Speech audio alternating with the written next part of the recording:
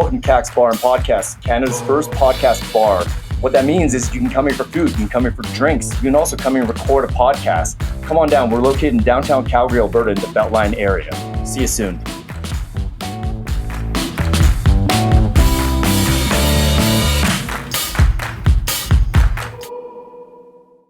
And we're rolling. I'm here today. I'm going to read right off this script here. Yeah, it's my buddy Daniel Matalon. Okay, I met Daniel a couple of weeks ago. Daniel walked into Cax Bar and Podcast. He was in the city for the reasons I'm about to explain here, but we met. He told me a little bit about what I'm about to tell you. I had a natural interest in it, and Daniel also was gracious enough to come by on New Year's and ring in the New Year with us down at Cax. That was great. And yeah, we've had some really good conversations, all impromptu at the bar, but now we're going to film a podcast here. And Daniel's been on a couple podcasts. I'll put some of them on the link there when I after the show here. Okay, but I'm just going to read right off the script here. Okay, Daniel Matalon is my guest. He's a Canadian co-founder of a UK company called Impact Launchpad. It's a social impact investment company. He develops projects and companies that can make improvements on sustainability and human survival. Really big picture stuff, like problems like that. Daniel's in Calgary right now to offer the city of Calgary some new privately financed, non-taxpayer infrastructure that might just be able to end our reliance on landfills. So this is about making trash go away, which would be a great benefit to everyone in the community. And even around the world that might follow with this, with the example that they're doing here. Sure. Mm-hmm. Daniel, do you want to dive a little bit into Impact Launchpad and then specifically dive into Carbotura? Sure. Mm-hmm. Yeah, which is one of our projects. So what does Impact Launchpad do is work with various projects at various stages. Carbotura is quite mature, but we even work with very, very basic ideas that we think have the potential to impact in a very broad way, making the world work for more of humanity. Yeah. And Impact Launchpad is an investment firm that's about working with startups and helping develop and accelerate those that are further along the way around the theme of the world game. What do you mean by world game? The world game is a concept of a guy by the name of Buckminster Fuller, who's known for defining synergy and built the geodesic dome. People can look up who he is. He was a genius, like on a par with our greatest geniuses. Mm. He had 50 predictions for the year 2000. 49 of those 50 came true. And he proposed that a world game is the opposite of a war game. A war game, you're on the supposition that you have to take out the other side in order for your side to survive. Buckminster Fuller, from an engineer's perspective now, not a moralist, but an engineer's perspective, believed that it was possible with our available resources and our available population and our available planet and all that it was possible for the world to work for 100% of humanity. Like we're talking no conflict. Yeah, and like saying that sounds sort of pie in the sky ridiculous, right? But at the same time, so is the phrase towards a more perfect union that you say in the United States Constitution, right? You're never going to be perfect. It's a more perfect union, and you don't give up just because you can't have it all. Like, so towards 100% of humanity is like the moral arc bends towards justice kind of feel that way too. Yeah. It's, it's from what I gathered from doing my background research leading into this pod, it's more of like a can-do attitude, yes. not a can't-do attitude. Like if you had to choose between those two, it's definitely a can-do thing. Yeah. Mm-hmm. Okay, so just diving more into from here, actually, Daniel, let me add the can-do thing since you're asking first about Impact Launchpad before we talk about this thing I'm doing in Calgary with Carbotura. Exactly. We have an investment thesis. Mm. Like every company, especially an investment, needs one. What are your guidelines? What's your attitude? What's your aptitude? What kinds of things are your criteria, your priorities to look for? Okay. And our investment thesis runs on the concept that everything that humanity needs is there already. Is already here. Yeah. Just not utilized. It's not being properly utilized. Yeah. Implemented, basically. So we think there is an implementation crisis. Yeah. Not an innovation crisis. Mm-hmm. So everything that we're involved in is all about can do, can do, can do, can do. So I just wanted to add that. No, that's very commendable, and obviously, but like you're on this pod because well, first of all, I try very hard. I would say 99% of the time to think like that, because just from simply looking around, I'm like, a lot of these problems are man created. Yeah. When if we can just shift, it shouldn't have to be like literally things like, oh, hey, we don't have enough food. Like, no, we're not distributing it properly. Like, it's. Or maybe even making it up in some places. Sometimes you can't get it somewhere, but you can make it over there. Like the technology exists is basically what you're saying, right? The stuff's there, all the materials are there, but we haven't quite it figured out yet. Yeah, I mean, yeah, it's I mean, this thing you're talking about is deeply philosophical too. Like it's and it's there's too. It seems like humanity has basically two camps. Like the camp that approaches their entire life from this scarcity mindset. And then it shows in ways of like things that they do is just a self benefit, and then they take that into their ventures, whether it's literally developing like the money system or just venting a product. It's not designed to be shareable. It's just like, how can I get what's mine? And then the other approach is more like, I don't want to say the word socialist because it's not using the right term, but it is more like pointing in the direction of, hey, no, like come up with ideas that can help the max amount of people, but a lot of ways to define this too. There's people who are somewhat philosophically waiting for the end of the world, and others that are gearing up for the Mad Max thing they think is coming and who's going to lead the new frontier. And there's this old joke that there's two kinds of people in the world. There's people who think there are two kinds of people in the world, and everyone else. There's a lot of what we think of as consciousness is the way we categorize things, right? In terms of what we're here in Calgary for is an expression of one of those technologies that's ready to go and especially capable to be implemented. Right. New technology has a very tough time getting implemented. Because it's treated as high risk. Like venture capital. In a venture capital model, it's only very rich people that can afford to participate in that, and only money they can afford to lose. And the people who run that game have to pay off those rich people by having at least a unicorn or two hit somewhere in what they're doing. So it's a very high risk gambling kind of environment, and yet we're talking about human survival. It's a mismatch. Okay. Anyway, so in the case of Carbotura, they found a technology that can completely transform what we think waste is. And you're talking about you're segueing into explaining the waste regenesis technology, right? Which we're here to talk about offering to the city of Calgary, basically for no cost. Yeah. And bringing hundreds, and I mean hundreds of high-paying jobs that will last for 30 years. Yes. Okay. And the reason we can, in our partnership with Carbotura and the financing that they've put together, and this is something that we understand very well, which is why we were very attracted to them, is that they have a business model in which they can basically take trash and turn it into more valuable materials. So basically they're willing to buy the trash of the city of Calgary for 30 years and put in all the machinery and the employment in order to make that happen. Yeah. And so I'm on a city-to-city tour with Calgary included, to find a city administration that's willing to rush this through. Because when I have to deal with remember I said we have an implementation problem, not an innovation problem, right? So I have the money in place that it doesn't cost the taxpayers. Okay? I have, by virtue of my relationship with Carbotura, we have the money in place and we have the technology to basically buy the trash of the city for the next 30 years, provide a lot of high-paying jobs. We'll have as much economic impact over that time as, and I'm sorry if this sounds outlandish for anybody that doesn't like it, but as much as the Calgary Stampede, right?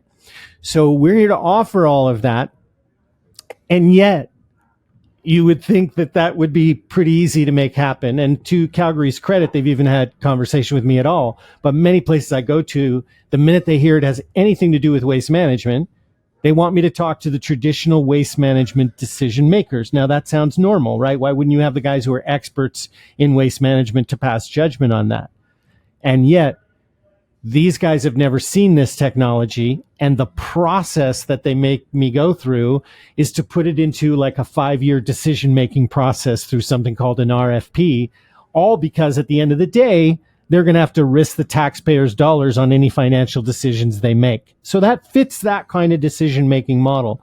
We come to the table and say, we can put something in place in 2 years using our own money and our own risk dollars to do that, to prove our own technology. Money we can prove we have, by the way. It's not just saying it in order to get the deal, right? And so then we put that in front of them and say, in the next 4 years, at least 1 year, we are going to pass 1.5 degrees centigrade heating on this planet, which is a threshold that is something very significant and beyond. And we don't have time to waste. So hopefully one of these cities is going to choose to say, you know what? We're going to take the economic value of this and we're going to make our waste management people put this at the front of the line, because we want all these jobs and economic impact, because we create hundreds of jobs just building the thing over 2 years, just construction jobs. And if at the end of it, we haven't proved our technology, they haven't lost anything except a little bit of reputation. And if we do, for the next 30 years, Calgary doesn't have to pay for the waste that it's sending to us. I got lots of questions. Yeah. Okay, first and foremost, Carbotura, how long has that company been around? Because on the website, I glanced over it. Oh, by the way, Impact Launchpad and Carbotura's websites will be in the show notes there. In case people, I understand this topic might be, there could be some that confusion can't work. to it, Yeah, right? what the hell's that? Right? Yeah, exactly. Yeah. We're like, huh? But no, I follow with what's going on. I just need a little more, Please. I just need more information, so I can do my own due Assessment diligence. of it. Yeah, sure. You're a concerned citizen. Why not? So, Carbotura, Daniel, how long has that company been around for? I think Carbotura is now 3.5 years old and has a parent company called Gravitas. Gravitas has a further history. Carbotura has already won 2 innovation awards of its own on 2 different years from the same organization. There is presently under consideration around the world, and each of these projects is like $100 million plus. So it's not a lot of projects when I say this.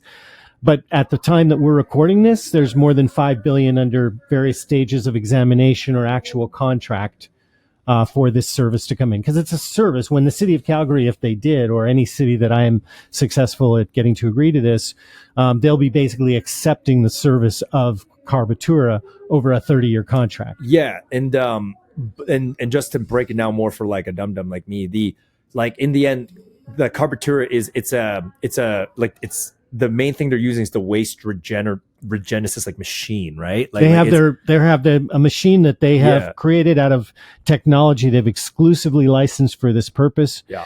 That can deconstruct and reconstruct molecules. Yeah. That's literally what it does. Yeah. Let a scientist come in front of me and show me why I'm wrong. And I'll listen to them, by the way, if they want to tell me why. Mm-hmm. But should it live up to what is being promised in the detail that I have been shown? It's a universal recycling machine. To recycle. I think that's a fair way to describe it. Yeah. It's a recycling machine. You don't have to actually do any recycling because we're recycling molecules, not trash. Yeah, you're literally turning the thing into and piecing it together into a variety of different materials that we can use. And let's give example of what we're talking about: graphene, graphite, even liquids like fuels and water, and you have quite a range of materials that can be cooked up inside those bioreactors. How big is this machine? Is this the size of an entire landfill? Is it no, 2,000 tons. We have a picture on the Carbotura website, which we helped them put together. And 2,000 tons per day is about an acre and something, for the whole thing. So that's very, very small. And you just kind of dump the waste into this thing, and then it does its it does its eating and reconstructing, and they fine tune it, by the way, depending on where it's located in the world. Because the business of Carbotura is the raw materials so that they can then manufacture materials. If they have it located in one part of the world that needs more fuels and another one that doesn't, they're going to change the output accordingly because it's better for their supply chain costs. Yeah. Can it replicate what we can it replicate what we deem as like non-renewable stuff? You know what I mean? Like I don't know, like I don't know. Like I mean, I'm just thinking again, like that wouldn't make any sense. Well, let me give one answer in a way to the question that you're asking. Is it can take anything? I mean, it just can take anything. By choice, Carbotura has a policy not to accept any radioactive waste or munitions. Okay. But I would bet if I held them to it, they'd be capable of taking it too. Yeah. Because they do take contaminated waste. In radioactivity is another form of contamination. So why not? You know what I mean? I would ask them questions, but they could take so much. They could take tires and wood and nails, and it wouldn't matter what you put into it. And even liquid, right? You can put liquid waste into it, and it can. Yeah. Without leaving a residue of powder the way the normal treatment center does of it now. Obviously, you can take plastics, right? Oh, for sure. Yeah. Okay. Yeah.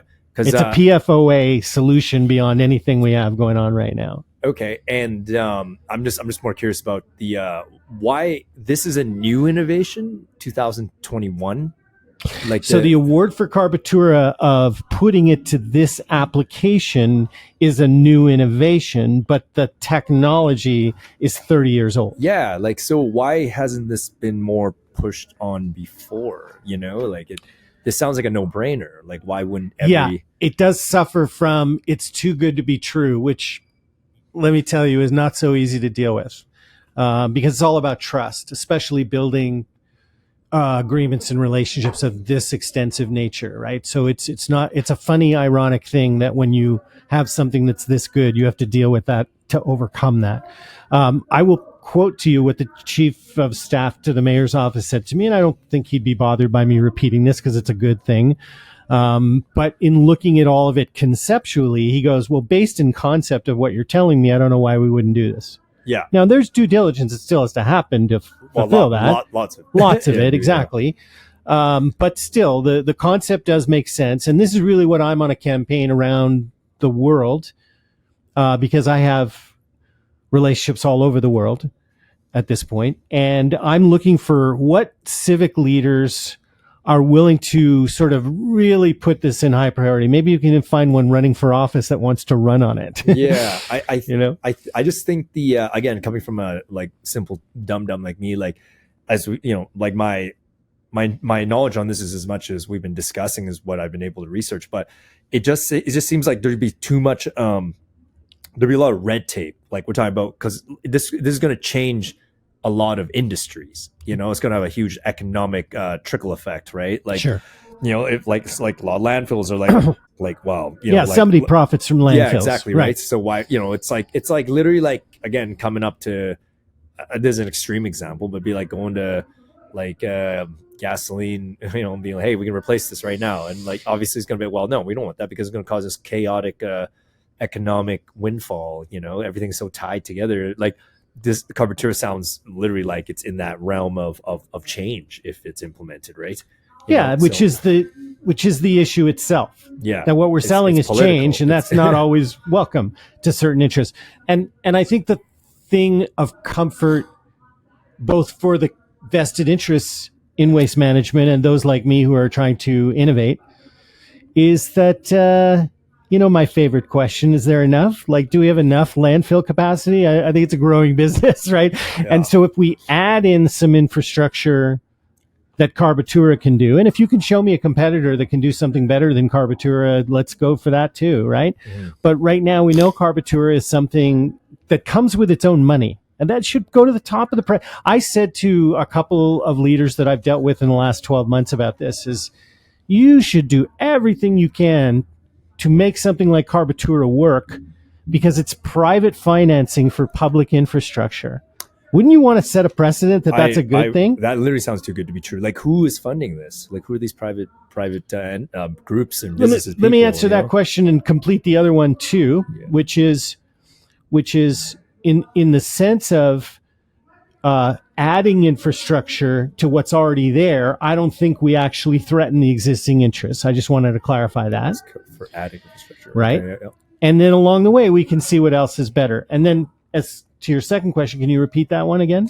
Like, who's funding this? Right. Like, who are these private? Like, Right. it just sounds like, because you said like the Carbotura machine alone, you said it's like $100 million. It's in the case of the financing that can be qualified for, it requires a certain threshold of it being worth their while, and has to be deals of 100 million plus, which is typically 400 or 500 tons a day. Because there's money that flows one way and then comes back in rebates that it's kind of the way you hold a property, so, but there's financing that occurs over a service contract where the financiers get a piece out of all of the things that are being sold from the raw materials of the waste. So the waste that was waste to the city of Calgary became raw materials to Carbotura. Carbotura then sells it on the open market, and the financiers get a return for the fact that they financed all that. Okay, so the financiers, so it's almost like the money isn't put in play yet until the deal is in place to run the Carbotura, and then once Carbotura is in place, it's like you recycle the trash, you make products out of it, they get a piece of every product, maybe a percentage. It's like however you funnel that money back into something like that. But again, so like no money yet has to be fronted until this deal is done. Then the agreement is that, like, as the products get sold to market, then they get a return. I mean, again, so many variables, because you got to guarantee that these products also sell. Well, this is it. Like, if the financier is going to finance it and it says to the city of Calgary, we're going to do that for you, you're going to have to bring us that trash we can work with. If you fail to do that, there's going to have to be a financial penalty or something like that, right? So there's some checks and balances in that relationship, but it's an agreement over 30 years that manufactures money, literally, because it's manufacturing from trash things that wouldn't exist, that would be put in a landfill, then sells it on the open market and comes back and pays for the whole thing. It's literally creating capital from real things. More questions, obviously, and some devil's advocates. It's like, what if these products that are made from the waste of the regeneration from Carbotura, what if they don't sell to the quantities to to make the money back from the financiers? Today's technology is already worth 10 times the value of the output as the cost of the trash. Say that again, slow down for me. So we take the materials, we decompose them and recombine them into other products, and on average, our estimate is that we can do 10 times the output on today's market pricing of what it costs us to handle the raw material. Okay, so let's say expecting a 10 times $60. profit. That's right. $60 for waste is, I'm getting $600. Okay. The company is working, tells me, could be just selling me. I can't see into the tech, but they're telling me they're working on turning that 600 into 6,000. Right? So there's a lot of comfort that there's a lot of profit to be made there. Yeah. But again, like again, devil's advocate, like projections are like, that's the projections based on their best research. It's based on current market conditions of things that are bought and sold every day. It's not like developing a product that I project I'm going to sell this and I haven't actually sold it yet, like graphite and graphene and aviation fuel. It's like you're manufacturing commodities. It's very different than I have to figure out how to make a market. The market already exists. All I'm asking is it seems like something like this, which sounds like it's too good to be true. Seems like it's red tape. Too good to be true. See? Yeah, it sounds like it's just red tape because of it's literally like, when Blockbuster doubted Netflix and Netflix rolled in and took out Blockbuster, right? It's like, this is going to cause a windfall like that into a gazillion industries, as Impact Launchpad, we look at a lot of technology, and we love Carbotura because of the way its business model is structured, even more than its technology. But I could tell you that there's legitimately 10 competitors to Carbotura. I think it's the best, but I could definitely put them into the same conversation. Carbotura is the only one that's coming with its own financing. Yeah. So that puts it in another category from a business model. But that point says that there's going to be an evolution in waste management anyway. Yeah. It's coming. It's just the future. Things are going to change. Well, let me say this. As a somewhat knowledgeable environmental leader, let's say, I'm trained by Al Gore as a climate reality activist, let's say, right? So as somebody who has access to that sort of conversation and information, methane is a much bigger problem than CO2 in the short term. In the next 10 years, methane will have more impact on our daily lives than our long-term effects from CO2. And that methane primarily comes from landfills. And our technology can eliminate landfills. And there's a moral responsibility of every leader, anybody who hears my voice, who has any influence with anybody in any power anywhere in the world that hears my voice.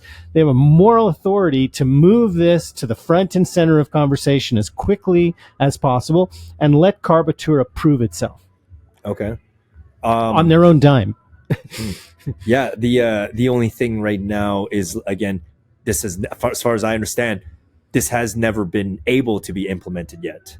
No, there's half, or I should say, Like $5 billion worth of contracts that are in some stage of examination of entities that have agreed, from the state of Connecticut to India, Yeah. who have agreed to either formally engage, written conversation, formal conversation, Right. due diligence, NDAs, all that's already begun, right? And a couple of them are already at contract. So we possibly, by the time you put this up, it may have already been announced that it's out there. So a lot of places, sorry to interrupt, but a lot of places are close to executing. But that's the appearance. Yeah. Yes, we haven't got one fully yet. Yeah. At the time you and I record this, but there's literally conditions that by the time we put this up, it's already announced. This thing is so, you could put a crawl on the thing excuse after you edit it. Yeah, like this thing is literally there's so many moving pieces. It's right about now. to happen. Yeah. There's a lot of people working on it all over the world very diligently. So you're so with Impact Launchpad, you're the co-founder. Like how many are you and your partner? Just two of you going around trying to advertise? Initially, we were in actually a third kind of co-founder, which was somebody who initially worked for me as my assistant, became a very integral part of our whole world. And we have a for-profit and a non-profit, as you know, that do some things together. But Impact Launchpad, I'm just saying, do you guys have more guys on? We have more guys on the ground, like going around the world. To, yes, in fact, in Carbotura, well, not only for Carbotura but other projects, but in Carbotura, we have half a dozen that are very active and others that are already trained and ready to go. And that's from Australia to Europe to Sweden to Canada, United States. It's very enjoyable to have that footprint. How'd you end up? Sorry, why'd you choose Calgary then for this portion of your tour? One of my associates that works out of Ontario happened to have a good exchange with the mayor, and we started a conversation with them by Zoom in the summer. Yeah. And I had the opportunity to come through Calgary to do something in person. I wouldn't have to come to the city necessarily to do it, but I had not been to Calgary, was interested in coming and seeing what it was about, and I love the city. Yeah. I've extended my stay actually longer than I planned to be here. But I'm from Vancouver now. That's where I'm based. All right, Kate. Well, it's just trucking along here. The definitely.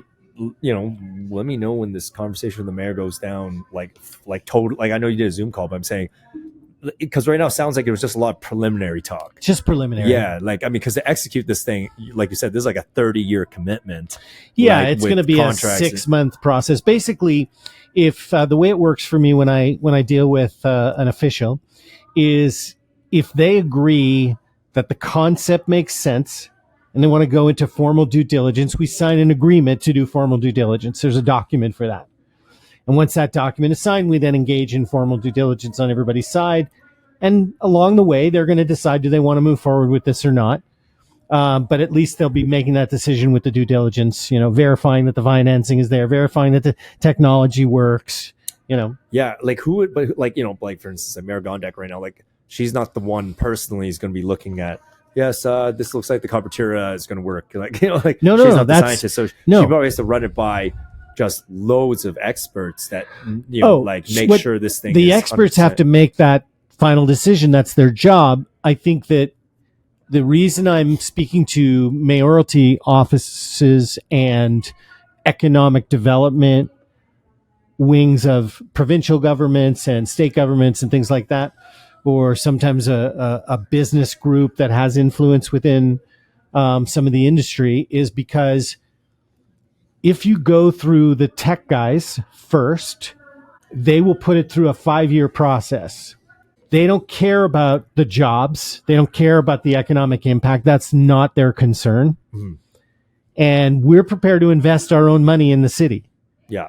And I don't think that's their job to make a decision whether that's a good thing, but I do think it's a mayor's job. Now, if a mayor says, should my tech guys approve of your stuff, this would be very good. And I'm prepared to write a letter or pick up a phone and say, look, really check these guys out, because I want you to do everything you can to make sure that if they're for real, that I know that. So then I can make a decision on whether I want to do business with them economically in the model that they're offering us. Okay, maybe I'm missing something here. But again, like the mayor would need the consensus agreement of these tech guys. Yes. So like it might, no matter what, have to be a 5-year No, thing, right? Like, no, how because long- the 5-year thing. How long would it take for them to like for the Calgary assigned experts to know 1,000% that Carbotura for sure like works? Because again, this sounds way too good to be true, right? No, You know, like I'm saying they need to know that the science is legitimate,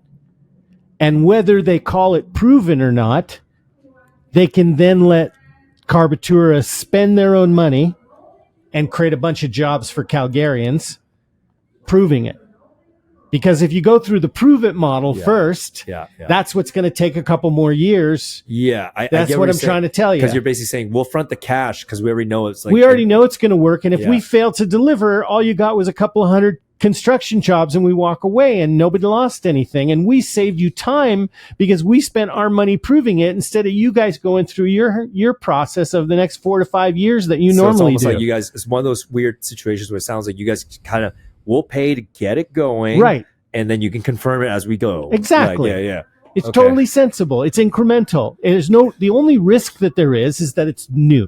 That's reputational. It's in their mind. It's not a real risk. When it's something that new, it's no different. Again, like there's just a fear there because they just don't understand. Yeah. You know, they would rather see, like, you know, because most people aren't risk takers. They don't, you know, like, because it's a calculated risk. Because the only thing that's like, okay, we created a bunch of these jobs that didn't end up, you know, going all the way to the end result per se, you know.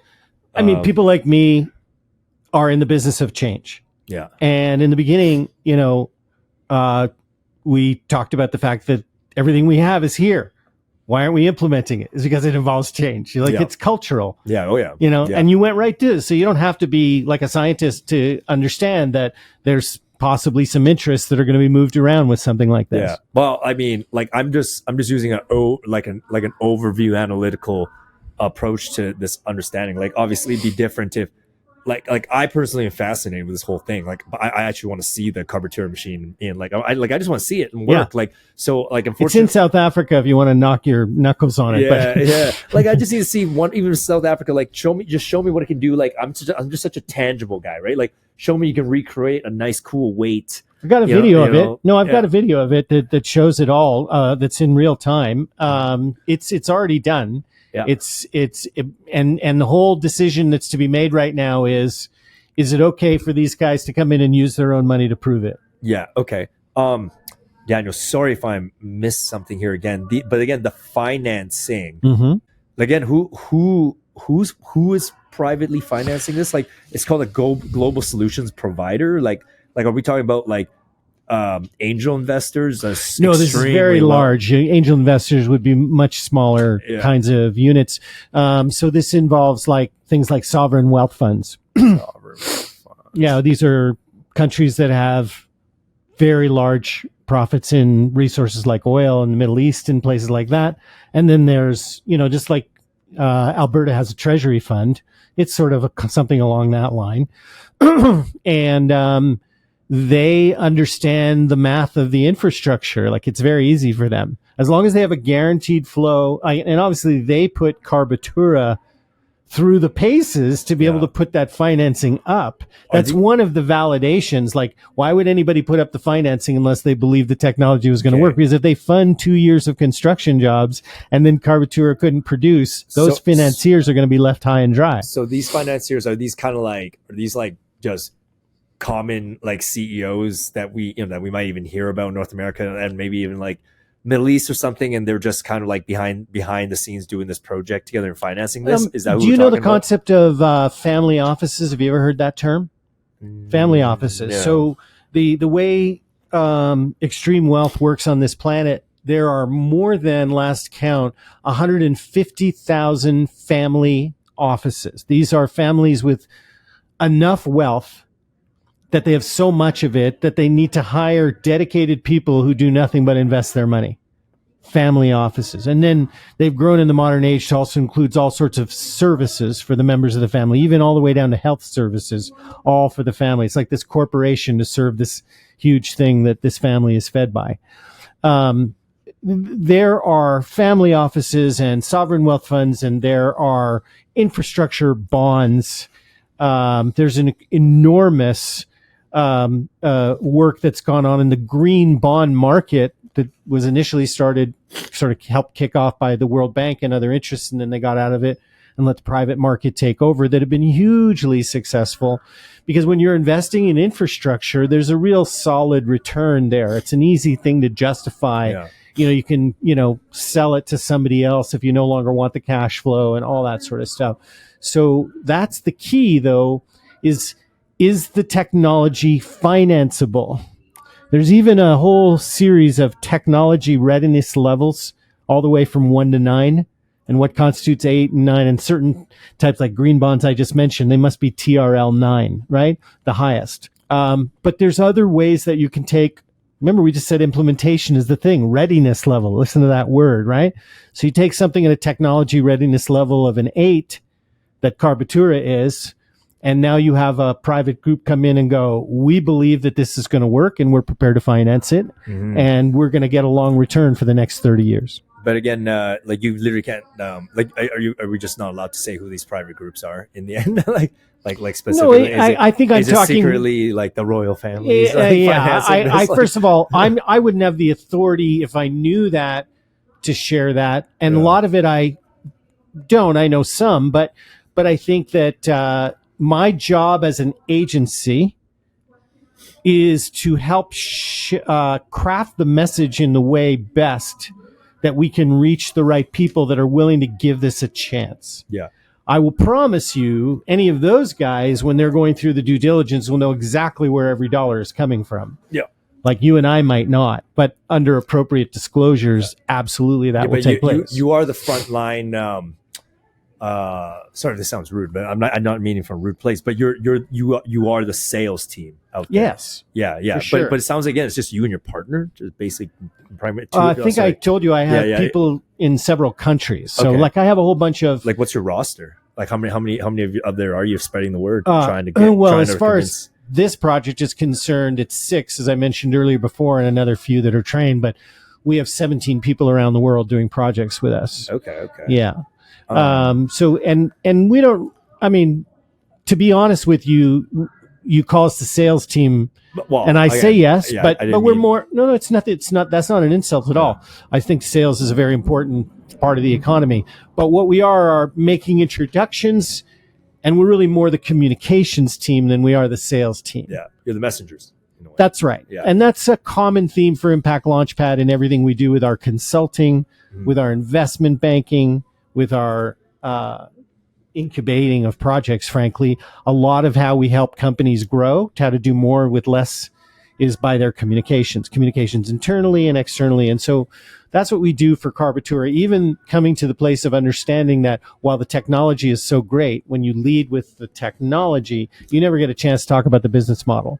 And if you don't talk about the business model, nobody's going to believe you about the technology anyway, and they don't really care about the business model.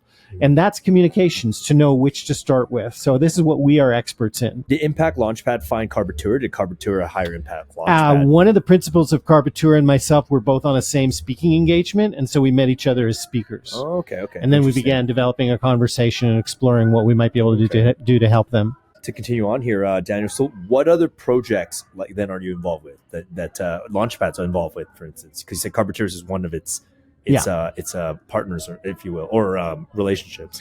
Yeah, we have a bunch of projects. We think of ourselves as a studio, like the way you think of a Hollywood studio.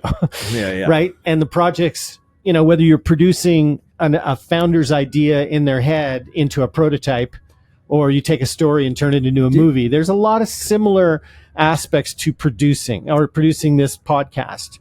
And so when we look at a business, we're looking at how to shape the founders and leaders' intentions into reality. A lot of that is through communication, and we're focused on social impact. Now, we have, as I said, 17 people working with us, independent producers, but we also who bring us projects that they find, and then they collaborate with us on them. Yeah.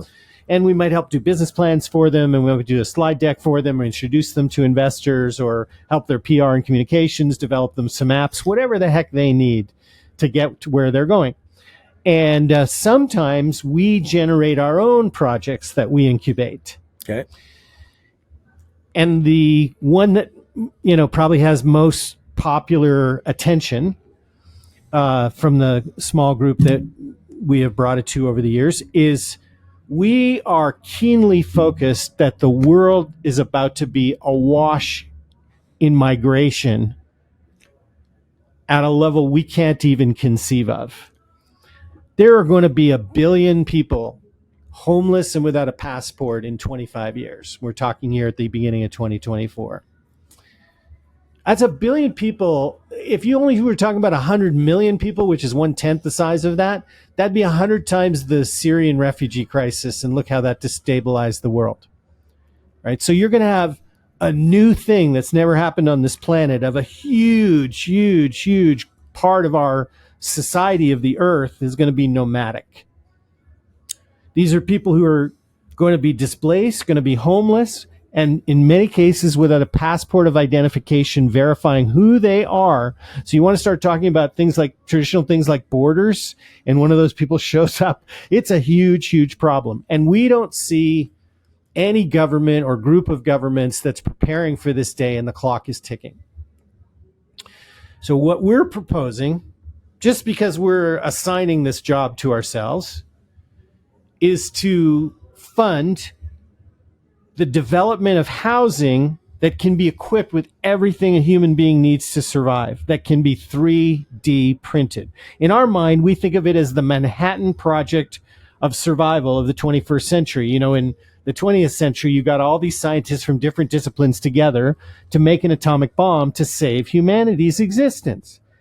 And it was also fed by war bonds. So we'll talk about funding this by survival bonds. But our intention is to gather the experts in 3D printing, atmospheric water generation. You can now produce all the water you need from the atmosphere. There's 3.7 trillion liters of water in the atmosphere right now, and it can be mined with nothing but the sun. If you want to learn about this, you can go to the Moses West Foundation and look it up. And lots of other technologies that compete with it. I love Moses West and everything he's doing, and you should throw money at Moses West. But we can get all the water that we want from the atmosphere with no external power source. And once we have water, we can make aquaponics. And once we can make, we can make fish farms, we can make vegetables, we can grow everything on the actual device. We can make a pod that could live on land or water, that could be connected to the grid and might even be able to mine some cryptocurrency. In other words, it could be revenue generating to just give you a house and you pay for it over 30 years through the rewards that you participate in. And these things could live on land or water. I know it sounds fantastical, but so is an atomic bomb, right? And we're prepared starting in 2027 timeframe, Impact Launchpad. We believe we will have put together the financial resources to invest $200 million, bringing all these geniuses together of these various technologies and making that happen. At the beginning of this conversation, I said to our investment thesis is that everything humanity needs to survive has already been invented. And we have an implementation problem. That's an example of a problem we can solve. Another problem we can solve is that all those people have identity. And so our biggest project is really to address these 1 billion homeless people, and it's only one of our projects that we're initiating. A side question, have you heard of Copernic Space? Does that ring a bell? I don't know. Maybe I can try to put you in touch with Farrell there. Yeah, it was another guest on the podcast here. They're an aerospace company, but they specialize right now in they're almost like, in a way, they're also like a agency, if you will, because they are like, he specifically is in charge of what's a simple way, like they're planning for the space economy, right? Like an economy in space, because it's already happening right That's now. Right. Like as in literal example, because he doesn't have Elon Musk on speed dial, but he does deal with Elon Musk. Like it's like he like SpaceX deals with Copernic space, and Copernic space deals with SpaceX to start to sort out like, hey, when the rockets get up there, we have steady transportation. Like, what's the next step? Like getting, because apparently like a lot of the resources are in space that can totally, again, like there's totally more than enough, especially with up there. So I don't know. Yeah, we're mining asteroids. Yeah, we're already mining asteroids. Yeah, so like I don't know. Just literally thinking, I was like, well, Impact Launchpad sounds like like Copernic space might have something to do with each other a little bit. Maybe not. I don't know. Well, this gets us to the implementation thing, right? Mm-hmm. Obviously, if you have money, you can implement more easily than if you didn't. Let's be honest about that. Yeah. So we're interested in developing a bank that can do that. And I'm not going to go into this because of the lateness of the time that we're here. One day we'll come back and talk about that bank. Yeah. But I mention that because you need something besides money, and that's agreement. And that's very hard to find in this world. In my view, that's sort of my biggest issue, is that... Well, that's the biggest hurdle of, is there enough? Yeah. It's not agreeing that there's enough. That's our project, as you spent some time on. And, we can frame that up a little bit about what that's about, because it's really related to implementation. Because what I want to be very clear with your audience on, so I'll do the liberty of looking at the camera to say, is that wealth isn't produced by resources, it's produced by agreement. And human beings are not very good at agreement. They could get a lot better, let me put it that way. And we think some of the conversation we're having is about that. It's actually the cause of all the issues. Yeah, and if you look at what money is, whether it was the gold standard, the word standard means agreement, or Bitcoin, when you say Bitcoin's nothing, well, you're right, but it is agreement, right?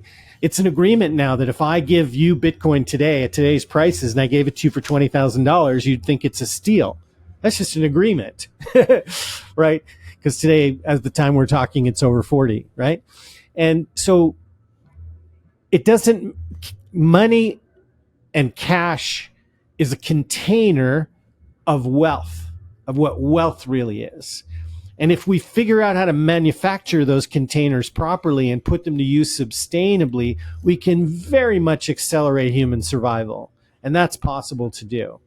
The issue is can we affect culturally something that makes agreement fun and not seem like a compromise, which is how, look, we come from 70,000 years of war. It's just a fact. Everybody walking around this planet has to thank some warrior ancestors that they're here.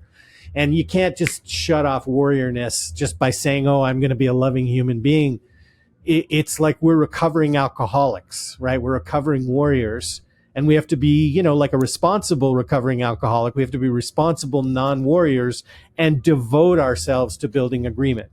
And that's our project called IsThereEnough, which only happened accidentally, that it turned out that people are interested in asking the question of is there enough and where that takes them to, because I was explaining the global bank of humanity that we've always wanted to build, my partner and I, before we had other people around us.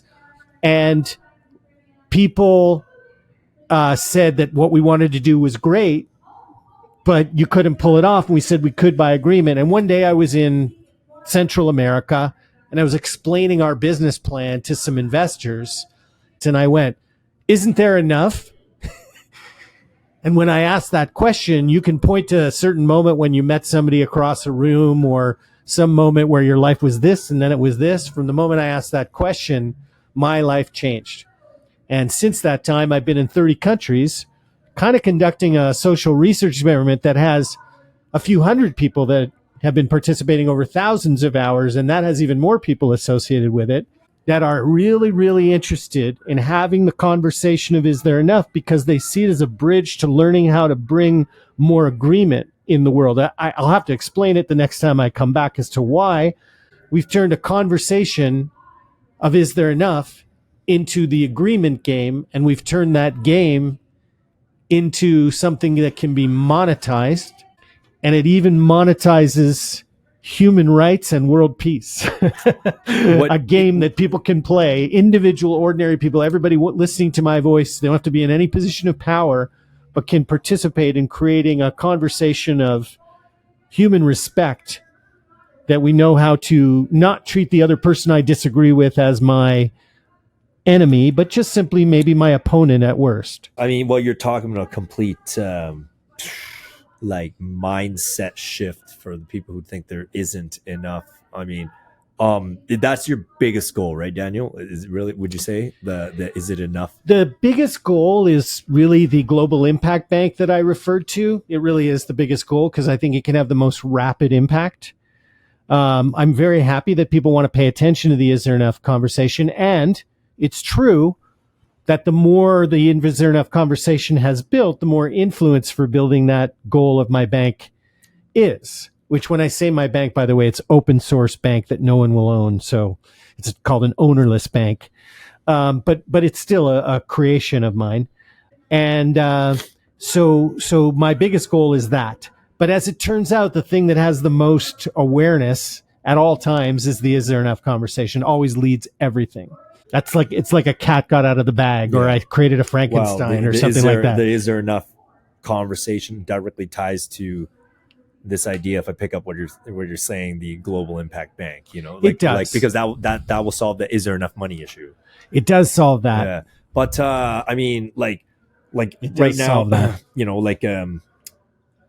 do you think this stuff we're talking about is too big for most people? But I also would think, like, right now, I mean, we've had good talks off the air the few times we met, and like I'm learning a lot from this podcast, more in depth anyway. And I've gone through Impact Launchpad and Carbotura's websites, but right now it's like my only thing is that I maybe I am one of those cynical people that is like, the more I hear it like in detail today, because I was looking forward to his podcast to further my understanding of all of this, but it's just right now I'm like, this seems really grandiose, so it's like you're here for a little bit longer, I think, at end of next month, and I'm so I glad definitely want to. Yeah, I'm so glad you bring this up. This question of grandiose and what can actually be done, because this whole thing we started with. But I don't want to be a naysayer though, because the reality is, like, everything that I love in this life, as an example, we'll this is shifting gears, but it will relate back to our topic here. Mm-hmm. But I'm a big mixed martial arts guy, and we take a look at someone like Conor. You're a fighter, man. But when you take a look at someone like Conor McGregor's unlikely rise from an Irish guy out of Dublin, living in a bad district of Dublin, living in the Irish Dole, like within 7-8 years, to becoming the first simultaneous 2-weight world champion, and becoming, like, at the time, just one of, like, the most sensational martial artists ever. Listen, it's like that I shows love you that stuff. That shows you anything's possible. Anything's possible. And that is grandiose. His steps were one foot in front of the other, and things kind of like attracted into his, like, he met the right people and this, and there's some law of attraction things emanating from that. And I'm not saying this isn't possible. I mean, like, you would be like a messiah though if you got everyone agreeing, and I'd be humbled that you were on the Cast podcast. Yeah, of course. Yeah. It's not quite that, because it's really more about a conversation that other people are using. It's not sort of like listening on the mount to what I have to say kind of thing. It's just a stone in the water that I throw out there. We'll see that the next time we have a chance to really break down what the Is There Enough conversation's about. I guess the key thing is to focus on this. Let's say I spend a couple of months here in Calgary and I get nowhere. I met you, and you're not the only one I've met, and I've gotten to know a bunch of other people in Calgary. In fact, I've invited some business people who are just local people who are Calgarians to endorse our effort to the mayor, write up a letter saying, I think the idea is worth attention. Let's try to cut the red tape, is sort of the nature of that. And so I'm meeting all these people. And if I'm not successful at getting the attention of the mayor's office, I will have extended my relationships with a whole bunch of very valuable people. Yeah, I'm not saying what you're doing is wasted time. No, I'm just giving substance to why that is, right? Is that, and similarly, as we'll review, the Is There Enough conversation is a trust machine. I'll just tell you that right now. Okay? I'll prove that the next time I come back. If I have a machine that makes trust, and I can get 100 million people to sign it, that's grandiose. It's sign it. We have something called a treaty, right? But if I get 100 million people to sign it, it's a massive thing, of course. But what if I only got 50,000?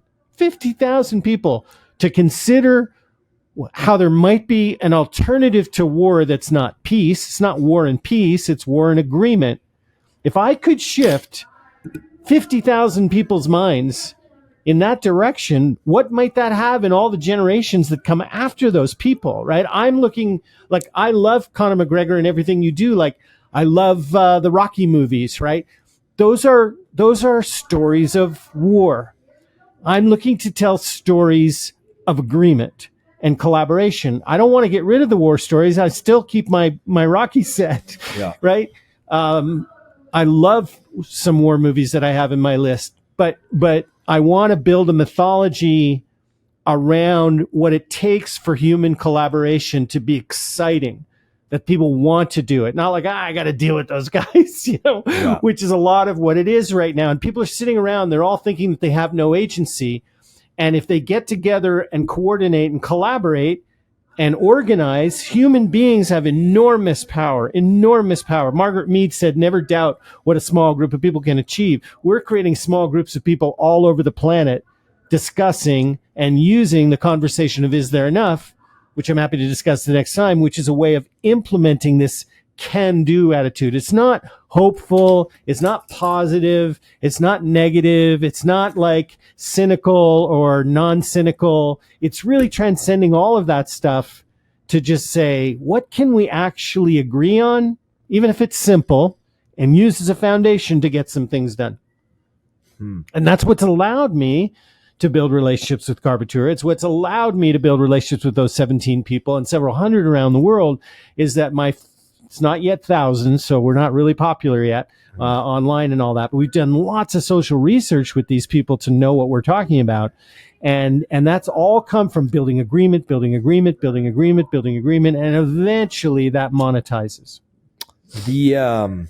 Daniel, I'm going to wind this down here. For sure, I'm going to get you on the pod again to talk about Is There Enough in the entire next podcast. I feel like that's such a fascinating paradigm to shift everyone into. But I got one quick question just for myself. Like, what inspired you to look at life with this there is enough like perspective, or is it a literal one where you look around like literally there's enough, everyone's just not agreeing, like, is it that simple, or is there a little bit more depth to There's two answers to that. Yeah, shoot. There's one a long time ago and there's one more recently. Do you want to save them for the next pod if they're long? They're not long. Okay, yeah. We can delve into more in the next one. But 30 years ago, I got introduced to Buckminster Fuller's work by students of Buckminster Fuller, ex-hippies who had become transformational leaders in personal development and business people who saw entrepreneurship as a way to make the world better. They were my mentors. And about 6 or 7 years ago, I actually started putting it into action. And that happened because I lost everything I had.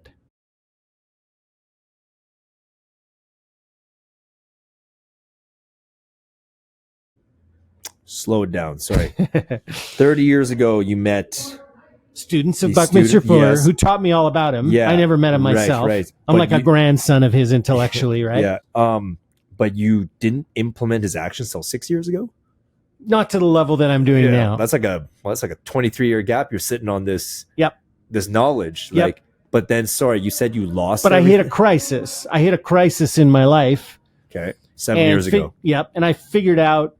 What do you mean by, did you say I lost everything I had? What does that mean? Every dollar I had, every dollar a friend had invested or lent in me, or, lost my family. I was living on my own. I was in a very, very bad place. Like, I didn't have a reason to be here type of bad When you say place. Lost your family, is this no, like nobody died. I just, like family divorce. Yeah, divorce and all that sort of stuff. This is 7 years ago. Okay. Money and family and everything. Yeah. Do we want to, sorry, I'm just a little, like what happened? How do you lose everything like that? Well, the point is the we can always come back for the preview, leaves people hanging, right? Is the fact that, freedom is just another word for nothing left to lose. Okay. Right? Okay. Sure. Janis Joplin said that. Okay. And okay, but anyway, the 7 years ago, you hit, and I hit that place, yeah, and I figured out what was keeping me alive was doing something for others. Yeah. And when it clicked in that was happening, I went, oh, well, maybe I'll do it for a few more. And eventually my imagination took me to 100% of humanity, and it clicked in that was the world game.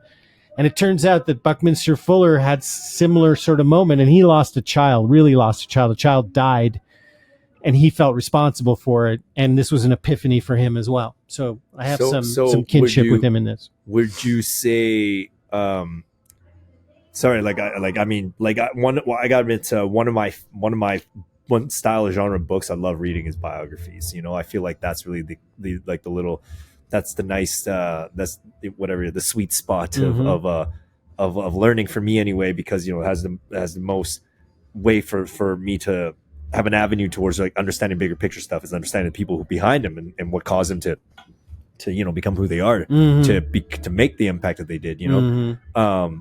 But like the oh god, again, hold on, let me sort of my thoughts here. Sure, it's okay. We can edit it. Yeah. Okay. Are you thinking about Buckminster Fuller right now? No, I will be. You, okay. no, you, me. You. Yeah, you, Daniel. Like, you're like when you lost everything, you realize helping others is what like reignited you, so to speak. Yeah. Yes. And then through that, you went back into your, essentially like what was already in you all along was that stuff you learned about Buckminster Fuller and this mentality, and then that kind of like spearheaded your new crusade towards these lines of works, and then I had nothing left to lose. I already lost everything, right? Yeah. And I couldn't really fail worse than that in my mind. I'll just give you a little snapshot. I had a client, because I was good at helping other businesses too, right? Well, what did you do before? I know you. No, I've been a strategic consultant and a media guy and tech guy, and I mean I've done some good things, right? Yeah. But I made some very bad decisions, very harmful to myself, and put myself in that position. Nobody did it to me, and I just had this realization that I was keeping alive by doing things for somebody else. And if a little is good, maybe more is better. Like, I'm a very extreme guy. Like, if you tell me something works, I'll just try to leverage the hell out of it. And I leveraged the hell out of it. And it wasn't a smooth ride by any means. I mean, there were times even after that were in certain moments felt even worse. You know, you don't get that handed back to you. And, you know, at no time have I totally lost confidence in the end result once I knew what that result was going to be. And I mean, it took me time to figure out what this new game plan was going to be, because I took the world game and I said, how could I turn it into a business model? And that's what I've created. But and you'll see that in the next time we talk, but when you ask for the motivation, I didn't think I was worth anything. So this is the only thing I could do. That's how my brain computed it. Oh, interesting.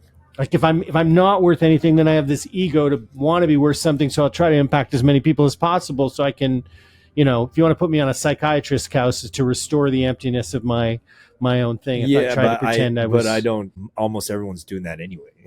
You know, I guess they're trying to fill a void of some kind. But it's just what you're doing here is, you know, like again, I'm not like purely respect what you're doing. Like, that's why I'm on this podcast trying to learn everything. Yeah, I just, like, and again, I don't want to be a naysayer because I'm not, like, I believe in the impossible. Like, I feel like a lot of people have been against me and my partner here, like for what we're doing, you know, like, but like we keep getting through every hurdle with every piece of knowledge, skill, failing, resource, learning, you know, it's and like making mistakes sucks. It always hurts. But let me say this. A baseball hitter with a 300 average, we consider a superstar. And on ourselves, when we're in, how many times do we go, it's all talk and no action? Is there action like 30% of the time? Then you better do some more talking. You know what I mean? It's like you need to try. You need to do some possibilities. And you as a leader, the best thing you can do for your people is make an environment around you where people feel safe at taking risks. There's intelligent ways to take risks and non-intelligent ways to take risks, by the way. One of Buckminster Fuller's students became an expert on what I just said, and she's a Harvard professor today. Yeah. There's intelligent risk and non-intelligent risk, but figure out how to create intelligent risk-taking and boy, you're really going to make something happen. Yeah, no, absolutely. Daniel, we'll pick up in part 2. All right. Okay, hope everyone enjoyed this conversation, and check out the show notes. Okay, all right. Thanks we'll talk very soon, Daniel. much for watching. All right, bye.